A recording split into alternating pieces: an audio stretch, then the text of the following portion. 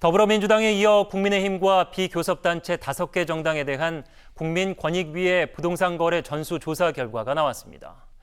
국민의힘 의원 12명과 열린민주당 의원 1명이 법령 위반 의혹이 드러나 정부 합동특별수사본부에 수사 의뢰됐습니다.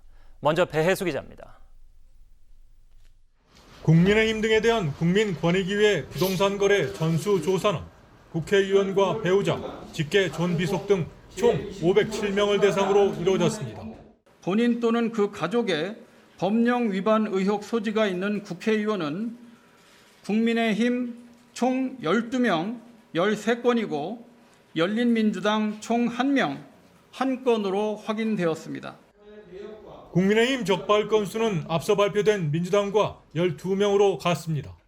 적발 사항은 부동산 명의신탁 의혹 1건, 편법 증여 등 세금 탈루 의혹 2건, 토지보상법 등 위반 의혹 4건, 농지법 위반 의혹 6건입니다. 의원 본인 관련 의혹이 8건으로 가장 많았고 부모와 자녀 등 가족 관련 의혹이 5건이었습니다. 열린민주당은 김의겸 의원이 흑석동 건물 매입과 관련해 업무상 비밀을 이용한 불법 거래 의혹으로 적발됐습니다. 권익위는 다만 이번 조사에서 3기 신도시 관련 의혹과는 적발되지 않았다고 밝혔습니다. 3기 신도시 및 인근 지역의 부동산 거래 및 보유 현황을 우선적으로 조사하였으며 언론에 보도되거나 국민권익위원회 부패 신고로 접수된 사안도 집중적으로 살펴보았습니다. 이로써 전체 국회의원 300명 가운데 무소속 의원 등 10명을 제외한 290명에 대한 조사가 끝났습니다. 권익위는 조사 결과를 정부 합동특별수사본부에 송부해 수사를 의뢰하고 해당 정당에도 통보했습니다. OBS 뉴스 배혜수입니다.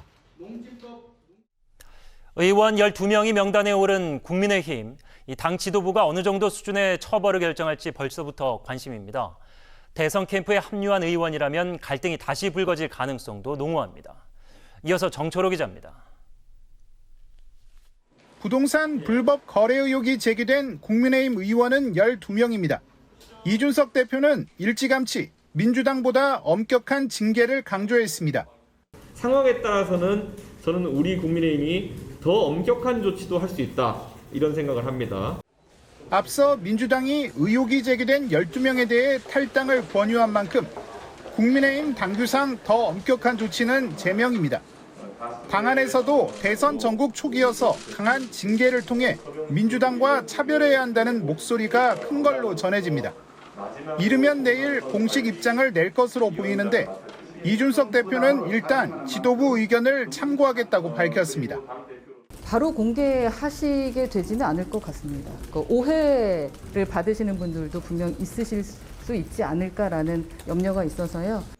하지만 실제 제명 정도 강한 수준의 징계가 내려진다면 반발이 나올 가능성을 피할 수 없습니다. 캠프에라도 몸담고 있다면 해당 대선 주자와 갈등까지 예상됩니다. 그렇다고 약하게 징계한다면 대선 판도 자체가 불리해질 수 있어 고민이 클 수밖에 없습니다. 의석수에서도 마찬가지입니다. 국민의힘 의원은 현재 104명, 개헌 저지선인 101석이 무너질 수 있어 이준석 리더십이 다시 한번 시험대에 올랐다는 평가입니다. OBS 뉴스 정철호입니다.